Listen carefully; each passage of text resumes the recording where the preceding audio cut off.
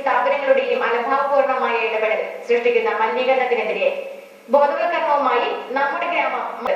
ഇതിന്റെ ഭാഗമായി പഴയങ്ങാടിയിൽ വെള്ളിയാഴ്ച വൈകിട്ട് 4 മണിക്ക് ജനജാഗരണ സദസ് സംഘടിപ്പിക്കുമെന്ന് ഭാരവാഹികൾ മാധ്യമ സമ്മേളനത്തിൽ അറിയിച്ചു. ചൈന കമ്പനിയുടെ മലിനീകരണത്തിന്റെ പേരിൽ മുട്ടം കാവിലവളപ്പ് പ്രദേശത്തെ ജനങ്ങളുടെ ദുരിതം നാൾക്കുനാൾ കൂടി വരികയാണ്. ആയിരക്കണക്കിന് കൃഷിയിടങ്ങളും കുടിവെള്ള സ്രോതസ്സുകളും നാശമുഖമായി, കൂടാതെ ജീവന് തന്നെ ഭീഷണിയായിക്കൊണ്ടിരിക്കുകയാണ്. ക്യാൻസർ രോഗത്തിന്റെ ലക്ഷണവും കണ്ടെത്തിയിട്ടുണ്ട്. വായുവും ജലവും മലിനമായിക്കൊണ്ടിരിക്കുകയാണ്.